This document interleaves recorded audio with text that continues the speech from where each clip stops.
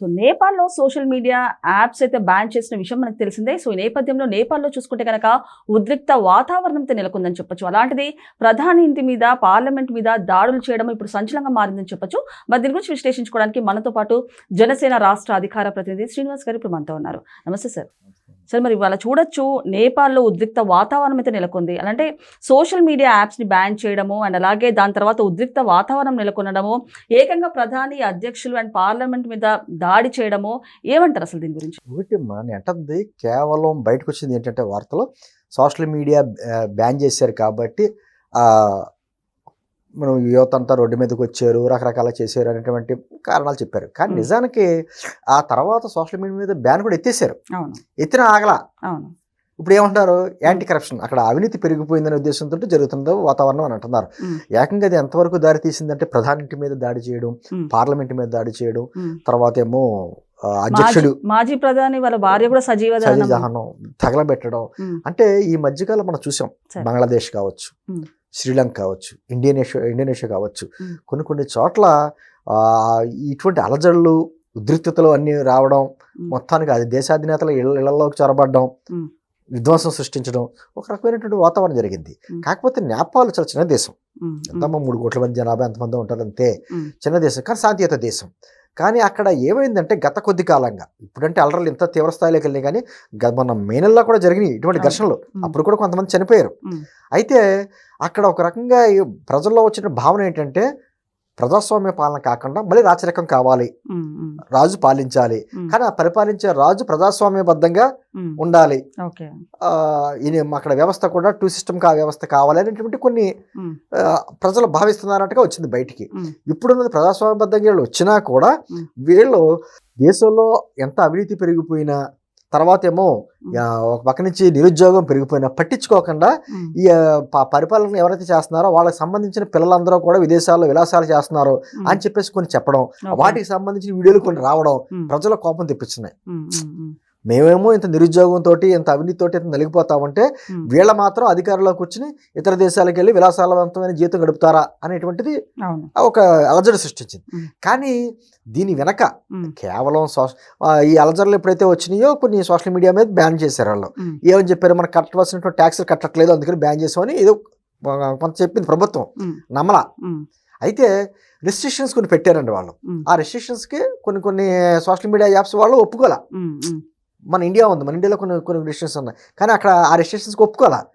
ఏది ఏమైతే ఏంటంటే ఎప్పుడైతే ఒక అంశం దొరికింది, సోషల్ మీడియా బ్యాన్ చేశారు అన్న అంశం ఒకటి దొరికింది, కానీ దాని వెనక చాలా ఉంది. ఇదే అవినీతి వ్యతిరేక పోరాటం కావచ్చు, లేకపోతే ప్రజల్లో పెరుగుతున్న నిరుద్యోగం కావచ్చు, నాయకులు విలాసవంతమైన జీవితం కావచ్చు, అది కాకుండా మళ్ళీ రాజకీయ అధికారం వచ్చి చెప్పాలి. ఎప్పుడైతే ఈ భావన ప్రజల్లో వచ్చిందో దాన్ని క్యాష్ చేసుకుంటాయి ప్రతిపక్ష పార్టీలు ఆటోమేటిక్గా. ఆ విధంగా జరుగుతుంది. ఎందుకంటే అంటుంది నేపాల్ అనేది హిందూ దేశం కింద లెక్క. దాన్ని గతంలో 1988లో అనుకుంటాం మా రాజీవ్ గాంధీ గారు ఉన్నప్పుడు, అప్పుడు కూడా ఆయన ఏదో కొంచెం కక్ష కట్టారు. అక్కడికి వెళ్ళిన తర్వాత అక్కడ ఉన్నటువంటి వాతావరణానికి ఆయనకి ఇబ్బంది కలిగిందని చెప్పేసి రకరకాలైన వార్తలు వచ్చి అప్పట్లో మనకే ఆయనకు కొంచెం సంబంధాలు చెండి. ఆ తర్వాత వాళ్ళు చైనాకి దగ్గర అయ్యారు. చైనా కూడా ఏం చేస్తుంది, వాళ్ళకి విపరీతమైనటువంటి అప్పులు ఇచ్చింది, కొన్ని వేల కోట్లు అప్పులు ఇచ్చింది, వాళ్ళ ఎయిర్పోర్ట్స్ కానీ వాటికి కూడా అప్పులు ఇచ్చింది. కానీ వాళ్ళు మా ఆర్థిక పరిస్థితి బాగాలేదు, తగ్గించుకోమన్నా తగ్గించుకోవట్లా.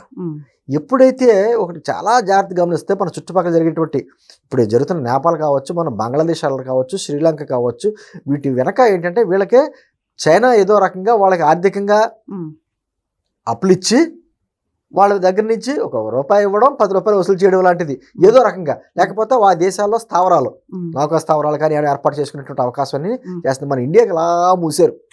అయితే అంతకంటే కారణం ఏంటంటే దీని వెనకాల అమెరికా డీప్ స్టేట్ హస్తం ఉంది అనేటువంటి వాదన. అది బంగ్లాదేశ్ అలర్లో కావచ్చు, ఎక్కడ జరిగినా కూడా, ఇప్పుడు నేపాల్లో కావచ్చు.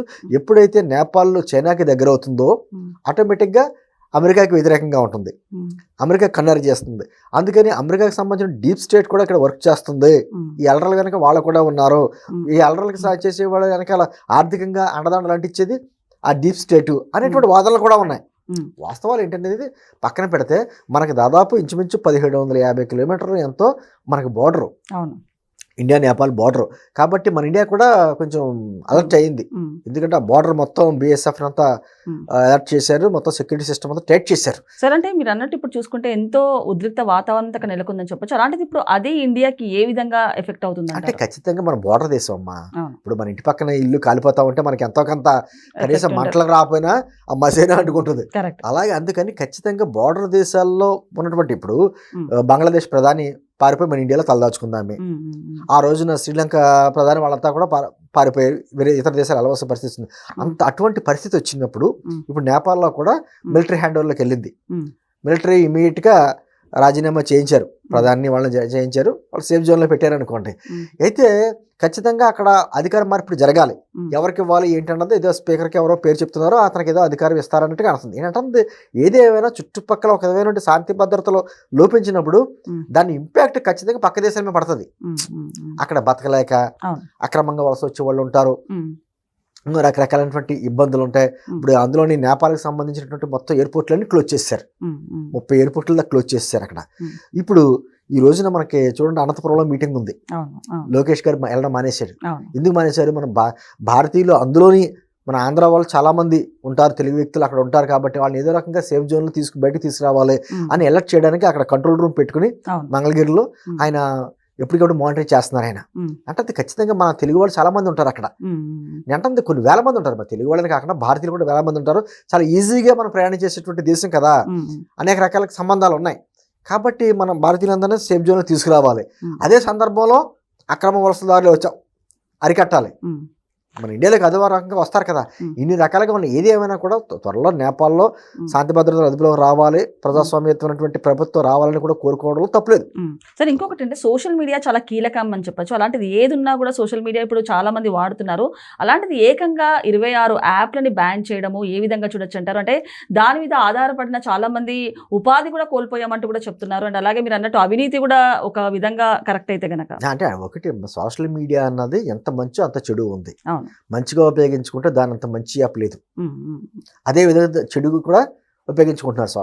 నేను అంటుంది ఒక సోషల్ మీడియాలో ఫేస్బుక్ అనా లేకపోతే ఎక్స్ అన్నా లేకపోతే రకరకాల వచ్చినాయి యాప్స్ చాలా ఉన్నాయి కదా, అనేక స్నాప్చాట్ లాంటివి వచ్చినాయి, రకరకాలుగా వచ్చిన చాట్లు. కొన్ని ఇల్లీగల్గా కూడా అంటే దొరకవు, ఆ చాటింగ్ దొరకదు. ఇల్లీగల్గా కూడా కొంతమంది టెర్రరిస్టులు చాట్ చేస్తారు ఈ ఫేస్బుక్లోని ఎక్స్లో చేరే వాళ్ళకి సంబంధించిన గేమింగ్ యాప్లు ఉంటాయి. ఈ మధ్యకాలంలో మన సెంట్రల్ గవర్నమెంట్ కూడా గేమింగ్ యాప్లు రద్దు చేసింది కదా, యాక్ట్ తీసుకొచ్చి ఆ గేమింగ్ యాప్లో కూడా చాట్లు చేస్తూ ఉంటారు. కాబట్టి మంచి ఉంది చెడు ఉంది, చాలా అది వాస్తవమా అవాస్తవమా అని ఫ్యాక్ట్ చెక్ చేసుకునే లోపల ప్రజల్లోకి వెళ్ళిపోద్ది. కానీ ముఖ్యంగా ఏంటి సార్ అసలు వీళ్ళు నేపాల్ ప్రభుత్వం బ్యాన్ చేయడానికి రీజన్ ఏంటంటే, అంటే ప్రజల్లో ఒక తీవ్రమైనటువంటి వ్యతిరేకత వచ్చింది, రోడ్ల మీదకి వస్తున్నారు, అప్పుడు సోషల్ మీడియా ఉపయోగించుకుంటారు కదా అందరూ, అది ఇమీడియట్ గా స్ప్రెడ్ అవుద్ది అనే ఉద్దేశంతో వాళ్ళు చేశారు. అందులోని ఓలీ ప్రధాని ఉన్నారు కదా, ఆయన కూడా రాజీనామా చేసి అతను అండర్ గ్రౌండ్ లోకి వెళ్ళిపోయాడు అనుకోండి. అతను కూడా కొంచెం వివాదాస్పదమైనటువంటి వ్యక్తి. ఇప్పుడు మన భారతదేశంతో అంత స్నేహ సంబంధాలు ఉండవలసిన దేశం, అది చిన్న దేశం, సత్సంబంధం ఉండాలి. అయినా కూడా వివాదాస్పద కామెంట్లు చేశాడు మనలో ఈ మధ్యకాలంలో. ఏమని, శ్రీరాముడు మా దేశంలోనే పుట్టాడు, విశ్వామిత్రుడు మా దేశంలోనే పుట్టాడు. అంటే మనం ఏమనుకుంటాం, మన శ్రీరాముడు జన్మస్థలం అంటే అయోధ్య అంటాం. అయోధ్యలోనే ఇప్పుడు ఈరోజు ఈ మధ్యకాలంలో మనం రామ మందిరం డెవలప్ చేసుకున్నాం. ఆ తర్వాత స్టేట్మెంట్ ఇచ్చాడు ఆయన. ఇటువంటి వివాదాస్పద వ్యాఖ్యలు కొన్ని చేయడం, చైనాకి అనుకూలంగా మారడం, ఇవన్నీ కూడా మనం భారతదేశ ప్రభుత్వం కూడా అన్ని గమనిస్తుంది.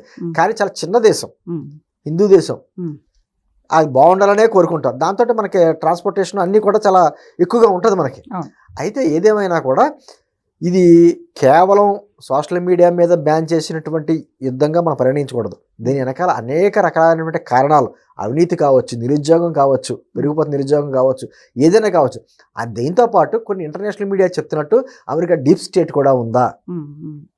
ఎప్పుడైతే చైనాకి దగ్గర అవుతుందో నేపాల్, అందుకని ఆ ఉద్దేశంతో ఇబ్బంది పెట్టాలనే ఉద్దేశంతో ఈ విధంగా చేస్తుందా, ఇన్ని రకాలైన వార్తలు కథనాలు వస్తున్నాయి. ఏదేమైనా ఖచ్చితంగా అధికార మార్పిడి జరుగుద్ది, ఎవరో వాళ్ళకి అధికారం ఇస్తారు. కానీ ముందుగా చేయవలసింది ఏంటంటే ప్రజల్లో శాంతియుతంగా ఉండేలాగా ఒక ప్రకటన అయితే రావాలి. లేకపోతే ఏంటంటే ప్రజలు శాంతించట్లేదు అక్కడ. మరి డైరెక్ట్గా అధికారుల ఇళ్లలోకి, అధినేతల ఇళ్లలోకి వచ్చేసారు అంటే ఎంత తీవ్రమైన ఉద్రిక్తులు ఉన్నాయో అర్థం చేసుకోవచ్చు. మామూలు సామాన్య యువత, చదువుకున్న యువత అంత దిగా చేరు. మరి దీని వెనకాల కారణాలు ఏంటి, ఎవరున్నారు, ఎవరి ప్రోత్సాహం ఉంది? చనిపోయేంత వరకు ఎందుకు వెళ్తున్నాయి, ఇవన్నీ మారణకాండ వెనక ప్రోత్సహిస్తుంది ఎవరో, ఇవన్నీ బయటకు వస్తాయి. కానీ ఈ లోపుగా మాత్రం ఇండియా తగు జాగ్రత్తలు తీసుకుంటుంది. అక్కడ శాంతియుత ప్రభుత్వం ఏర్పడడానికి సాయం చేయడానికి కూడా ఇండియా వెనకాడదు. ఎందుకంటే అది బాగుండాలి, మన పక్క స్టేట్ పక్క దేశం కాబట్టి బాగుండాలి. కానీ డబ్బులు అయితే అప్పులు ఇచ్చి చేస్తుంది, కానీ చైనా మరి ఏ విధంగా స్పందిస్తుంది అది కూడా మనం చూడాలి. అమెరికా కూడా రెస్పాండ్ అవుద్ది ఖచ్చితంగా, ప్రపంచ దేశాలు రెస్పాండ్ అవుతాయి అంత హింసాత్మక ఘటనలు జరుగుతున్నప్పుడు. యుఎన్ఓ కావచ్చు, ఐక్యరాజ్య సమితి లాంటివి కూడా రెస్పాండ్ అవుతాయి. ఏదేమైనా కూడా ఇవన్నీ మనం గమనించాలి. ఇక్కడ శ్రీలంక కావచ్చు, బంగ్లాదేశ్ కావచ్చు, నేపాల్ కావచ్చు, మనం జరిగిన ఇండోనేషియాలో కావచ్చు, ప్రపంచంలో ఒక విధమైనటువంటి అలజడులు వస్తున్నాయి. ఎందుకు వస్తున్నాయి, ఆ ప్రమాదం మన దేశంలోకి రాకుండా ఏ విధంగా చేయాలి ఏంటనేది మాత్రం తగు జాగ్రత్తలు మాత్రం ముందే తీసుకోవాలి ఎవరైనా సరే. ఓకే సార్, నమస్తే.